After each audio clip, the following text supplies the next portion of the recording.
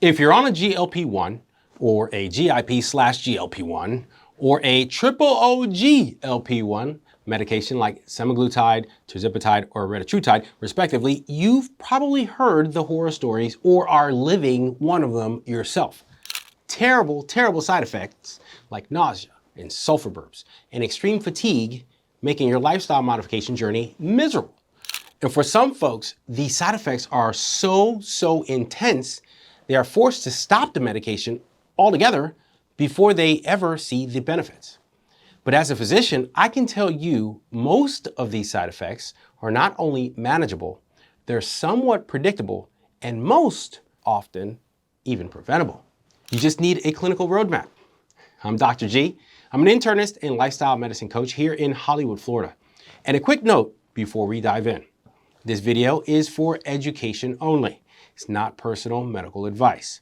Always, always, always talk with your clinician who knows you the best about what's right for you and your situation. Today we are counting down 10 of the most common GLP-1 side effects, why they happen, and exactly what I recommend here at the office and to you to do to stay on track. And let's get into it. First up, number one, nausea. Nausea is the number one side effect and the number one reason people quit. Why does it happen? GLP-1 slow down gastric emptying. Your stomach is literally holding on to food longer. So how do we avoid the nausea? Never eat past full.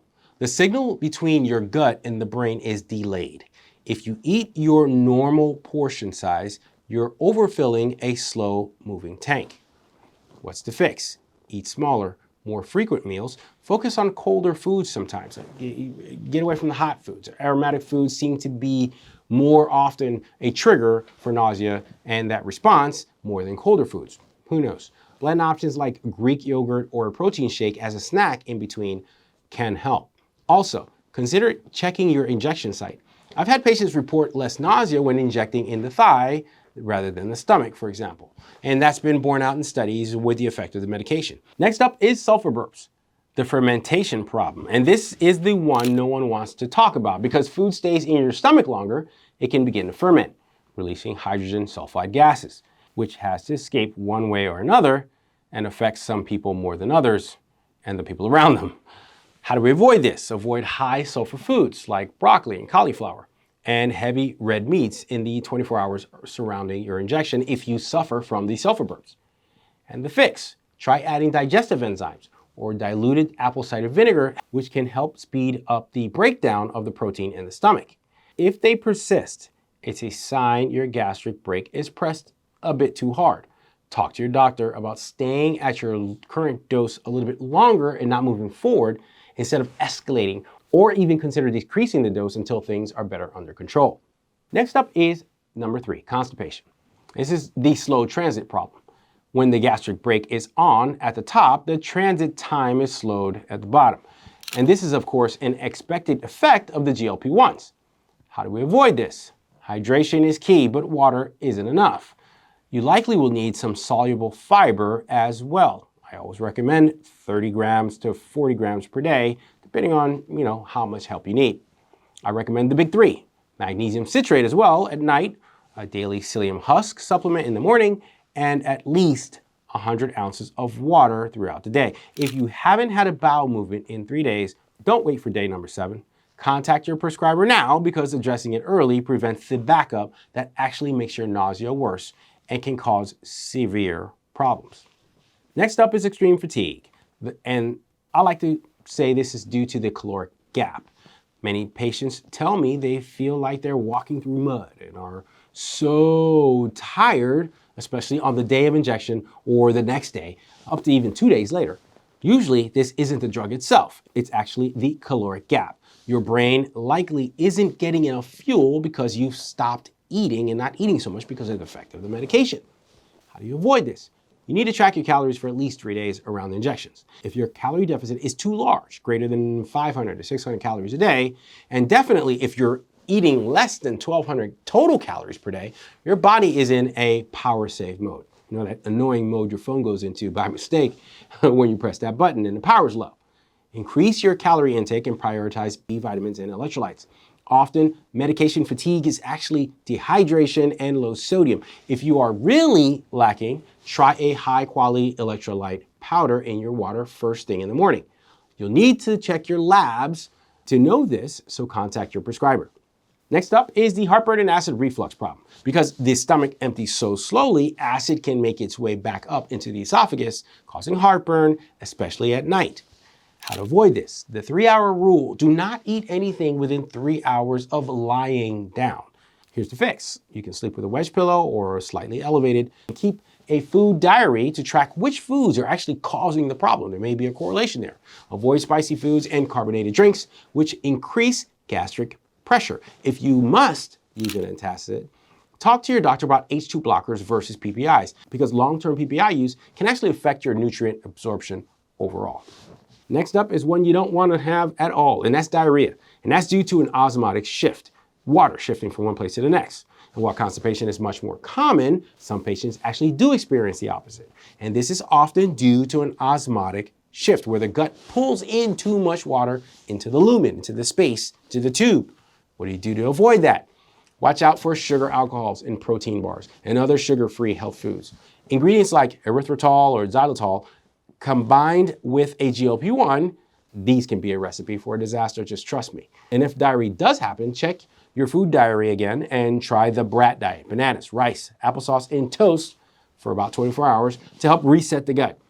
If it lasts more than 48 hours, you are at risk for electrolyte depletion and dehydration, and you need to reach out to your clinic for further instructions. Number 7, the Ozempic face and skin laxity. This isn't an actual medical side effects of the drug, but a result of rapid fat loss in the face. What can you do to avoid this? If you are noticing a huge amount of volume loss in your face you do not like, you'll need to slow down the weight loss. Losing about 1 to 2 pounds a week gives your skin more time to adapt than losing 5+ pounds a week. The fix: use collagen peptides, stuff like the copper peptides, GHK-Cu, as we discussed in our peptide videos, and a high protein diet. Protein is the building blocks of muscle, but it's also the building blocks of skin elasticity. If you don't eat it, your skin can't snap back. I've discussed protein and its importance in multiple videos, and I'll post a link to one of them in the description below. It's dedicated to protein in that video. Next up is hair thinning. This can be severe and called something telogen effluvium. It's a condition, and it's 3 to 6 months into treatment, you might notice more hair in the brush, called, like I said, telogen effluvium, and it's a stress response to rapid weight loss. Your body is stressed out when you're losing this weight. You just can't avoid that. But you can avoid crash dieting, keep your protein intake at 1.2 grams per kilogram of body weight, 1 to 1.2, I would say, and you may be lacking in the appropriate micronutrients. This is usually temporary, so here's the fix. Once your weight stabilizes, the hair grows back. Supplementing with biotin and zinc can support the follicle, but eating your protein is the most effective clinical intervention. If it doesn't start to come back, add complete supplements like prenatal vitamins, or again, you can add copper peptides, GHK-Cu, to your regimen to protect your hair follicles and your nails and your skin. Here's one that I talk about all the time: muscle loss. And as we've discussed, up to 40% of weight loss on GLP-1s can be muscle if you're doing it the wrong way. And this leads to weakness and a lowered metabolic rate overall. And that's not what we're looking for when we're done with these medications. We want to be strong and lean. Resistance training and adequate protein is the antidote. You must lift weights 2 to 3 times a week. It can be your own body weight if you don't like to go lift weights. And if you feel weak, increase your protein intake and strongly consider creatine monohydrate. It's one of the most researched supplements for muscle preservation and is very safe for most patients. Here's one to worry about if it happens: pancreatitis and gallstones. Finally, the serious stuff. While very, very rare, these medications can increase the risk of gallbladder issues or pancreatitis. Not directly, it's actually because of the rapid weight loss. The mechanism is not fully understood, but from what I know, it happens to the body during massive weight loss, and is actually due to the mobilization of a massive amount of body fat while you're losing weight and triglycerides. Red flags: severe boring, meaning bearing down, going towards the back, pain that radiates to your back, accompanied by vomiting that won't stop, and this could be pancreatitis. Also, abdominal pain in the right upper quadrant area can be gallstone, so look for these symptoms after a fatty meal. And if you experience this, stop the medication and go to the ER or call your doctor immediately for instructions. To lower your risk, avoid high-fat benders. Eating a high or very high-fatty meal while on these drugs puts massive stress on the pancreas and the gallbladder. In the end, side effects are the body's way of giving us feedback. Most of the time, they're telling us to slow down, or to hydrate better, or to eat more protein, or to move our body more. So listen, don't let a manageable side effect derail your long-term health goals. If this survival guide helped you in any way, please hit the like and subscribe buttons. I'm looking to reach 100,000 subscribers by the end of the month, and it helps this channel grow so much and lets other folks who are looking for this important information about their lifestyle find it a lot easier, especially about GLP-1 and side effects. You can also check the description below for how you can finally schedule a one-on-one consultation session with me for your lifestyle modification questions, forming a personalized plan, and you can even set up ongoing lifestyle medicine coaching with me. That's it for this video. Stay healthy, stay informed, and I will see you soon.